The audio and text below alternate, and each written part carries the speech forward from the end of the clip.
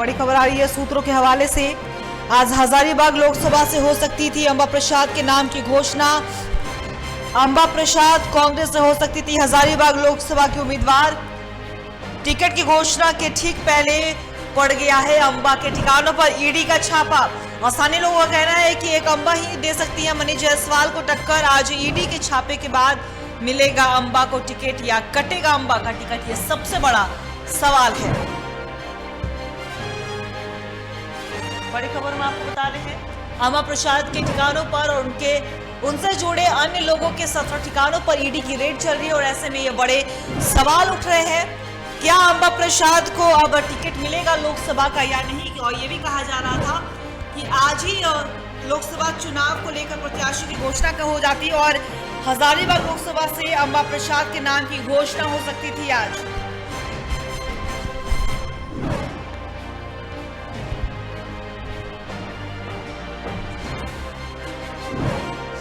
इसी खबर पे और भी ज्यादा जानकारी के लिए हमारे संवाददाता अभिषेक भारती हमारे साथ बने। अभिषेक, एक तरफ अंबा प्रसाद के ठिकानों पर ईडी की रेड और उनसे जुड़े अन्य लोगों के ठिकानों पर भी ईडी की रेड चल रही है और इसी बीच खबर आई कि आज हजारीबाग लोकसभा से अंबा प्रसाद के नाम की घोषणा हो सकती थी। तो क्या अब सवाल ये, क्या अंबा को टिकट मिलेगा या फिर नहीं? बिल्कुल, देखिए अंकिता, हजारीबाग लोकसभा से कांग्रेस के पास कोई बहुत दमदार उम्मीदवार है नहीं। ऐसी स्थिति में अंबा प्रसाद का टिकट लगभग कंफर्म माना जा रहा था कि भाई अंबा प्रसाद हजारीबाग लोकसभा से मनीष जायसवाल के सामने ताल ठोकेंगे।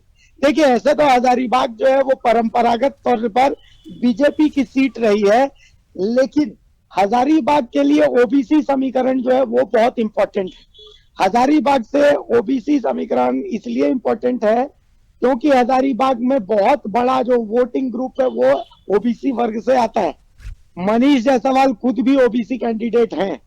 अब चूंकि इस सीट से कांग्रेस को भी किसी ओबीसी पर दांव खेलना था, तो इस सीट पर सबसे परफेक्ट कैंडिडेट के तर्ज पर कांग्रेस के सामने अंबा प्रसाद थी। अंबा प्रसाद का टिकट लगभग कंफर्म माना जा रहा था।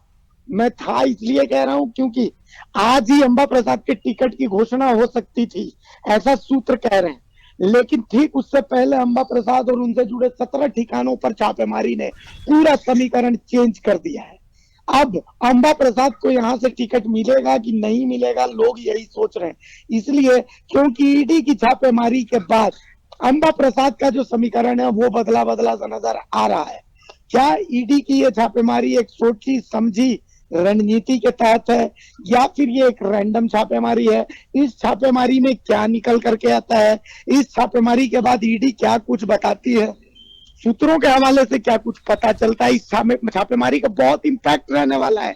अंकिता, चुनाव से पहले वाली छापेमारी भले जैसे हेमंत सोरेन के ऊपर जिस तरीके से छापेमारी के बाद समीकरण बदले हैं, वैसे ही अंबा प्रसाद के ऊपर छापेमारी के बाद समीकरण बदलने वाले हैं, और खास करके हजारीबाग लोकसभा सीट के लिए। तो अब देखना है कि क्या कांग्रेस अंबा प्रसाद पर दांव खेलती है या फिर किसी दूसरे के नाम पर विचार करेगी। लेकिन एक बात तो तय है कि बहुत सारे समीकरण ईडी की छापेमारी के बाद गड़बड़ा गए।